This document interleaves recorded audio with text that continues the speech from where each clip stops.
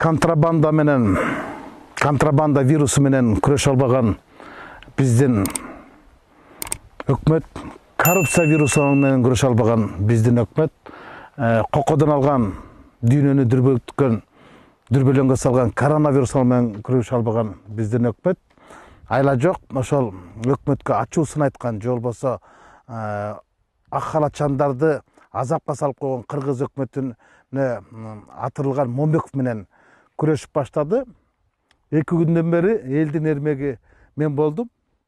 Момбеков деген 200 билимсиз, маданияты жок саясатчы деп менин 2 генерал менен чай ичип аткандагы тартылган тасманы ушундай автоматтай тездик менен социалдык тармактар аркылуу болгон маалымат каражаттар аркылуу таркатып жатышат. Кудум коронавирусту таркаткандай эле таркатып атат. Анан Атамбаевдин эң жакын адамы, Бакиевдин эң жакын генералдары менен чай ичкен тасма таркады деп ушунчалык актуалдуу маселеге айланткысы келип таркатыптыр. Анан мага да телефон чалгандар көп болду. Анан карап көрдүм. Эми ал жерде тасманын тартылганын мен алардан жакшы билем.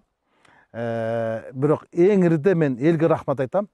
Ошол эл, карапайым эл, ошол 2 генерал менен мени коргоп, колдоп, булардын чай ичкенин эмне асылдыңар, башка эч нерсе таппай калдыңар деп, мындайча айтканда, эл булардын энесин көргөзүп коюптур да. Ит талаган татардай кылып, тайгандан качкан түлкүдөй кылып, кирер жерине киргизип коюптур. Мындайда эмне айтасың? Мындайда булар келтектин бир башы менен Момбековду чокуга чабабыз деп, бийлик өздөрүн чокуга чабып алыптыр да. Мен эми ошол 2 генерал жөнүндө 2 сөз айтып кетейин. Молдомуса Коңгантиев менен Нурлан Турсункулов менен чай ичип, ошо конокто чогуу отурганымды мен танбайм. Мен аны чамбайм. Мен аны тескерисинче алар менен чогуу отурганымды сыймыктануу менен айта алам. Эмнеге? Анткени мен айтышып атпайбы, бул апрель усасынын баатыры кантип апрель усасынын күнөөкөрлөрү менен бир дасторкондо чогуу отурат. Бул деген моралдык жоопкерчилик бар. Таризинде сыпаттап атат да. Эң ириде ушул 2 генерал, андан башка Элмурза Сатыбалдиев, Каныбек Жороев, анан Муратбек Сытыр. 5 эле адам апрель окуясы боюнча өздөрүнүн жазасын алышты. Булар Балкыбековдой болуп батышка качып кеткен жок. Жаныштай болуп Токойго жашынып алган жок. Булар Усеновдой болуп Урицкий деп фамилиясын өзгөртүп алган жок. Булар Авиринин алдында, апрель окуясында кайтыш болгон балдардын арбагынын алдында биз моралдык жоопкерчиликтен качпашыбыз керек. Тарых бизди кечирбейт, эл дагы кечирбейт деп эң ириде эркектик кылып ушул 5-өө жазасын өтөп чыгышты. Эл алдында буларды тарых актап койду. Анан эмне үчүн мен алар менен чай ичкенде жиркенишим керек? Эмне үчүн? Азыркы Ички иштер министрлигиндеги кайсы гана сотрудникти кармап сураба, 90% Коңгантиев жөнүндө жакшы кепти айтат. Башкы прокуратурада иштеген кайсы гана кызматкерден сураба, 99% Нурлан Турсункуловду мыкты жетекчи деп айтат. Чекесин сурап көргүлө. Эң ириде алардын ким менен иштегенде эмес, кандай иштегенде, кайсы мезгилде, кайсы жакта болгондо эмес, алар карапайым элдин арасында калганда, алардын калыстан тайбаганда, алардын ар намысында, алардын авиринде. Анан айтып атпайбы, булар деген ашынган Бакиевчилер менен апрелчилер эмнеге чай ичет депчи. Бир нерсени айтып кетейин да. Кече ушул 2 генерал 2007-жылы президенттик шайлоодо экөө тең президенттикке талапкер, биздин талапкер Сооронбай Шариповичтин штабында иштешти. Аны эл баары билет. Коңгантиев Майлы сууда, Турсункулов Токтогулда жүрдү. Үгүттөшүп ушул президентке добушуңарды бергиле деп. Эмнеге? Нурлан Турсункулов 2007-жылы юстиция министри болуп турганда, Коңгантиев ички иштер министри болуп турганда, биздин азыркы президентибиз айыл чарба министри эмес беле? Анда кандай болуп калат? Ким 200 болуп калат? Дегеле 3-чү азыркы кыргыз өкмөтүндө Аида Исмаиловадан, жаңы барган вице-премьерден башка 99% Бакилевдин батальонунда иштегендер. Азыркы өкмөт башчы Абылгазиев Бакиев мезгилинде соцсондун аппаратында төраган орун басары отурганы калп болсо, мени апарып камап салышсын. Азыркы президенттин ажообуздун администрация башчысы, Бакиевдин катчысы, Бакиевдин жогорку кеңеште өкүлү, Бакиевдин секретар башчысы болуп иштегени калп болсо, мени алып барып атып салсын.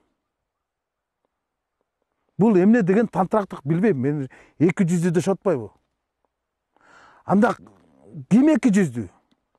Азыркы жогорку кеңештеги 120 депутаттын 116сы Бакиевдин убагындагы майлуу көлдү сүт кор кызматтар иштеп чыккандар. Мен эми анда парламенттен кетишим керекпи? Биздин лидер фракция Иса Өмүркулов Бакиевдин убагында темир жолду башкарган экен деп мен фракциядан чыгышым керекпи? Руслан Казакбаев мага жакын тууган болот. Ал ошо Бакиевдин убагында кашайып тышкы иштер министринин орун басары иштептир. Мен туугандыктан кетип калышым керекпи? Мындайда айтарга сөз да таппай калат экенсиң да. Мен эмне кылышым керек? Же Бакиевдин Бишкек шаарындагы спикери бүгүн Бишкектин мэри. Мен эмне кылышым керек? Бишкекке пропискага турбашым керекпи? Артур Медетбеков мен айылдаш агам болот. Ага салам бербешим керекпи? Сабыр Жумабеков Бакиевдин оңдо иштепсин деп мен ага көрүнбөшүм керекпи? Бийликтин азыркы күндө отурган 99% Бакиевдин убагында эле иштеген адамдар. Анан алардын баардыгы бир эле жүздүү болуп, жалгыз эле алар менен иштөөгө Момбеков 200 болуп калабы? Керек болсо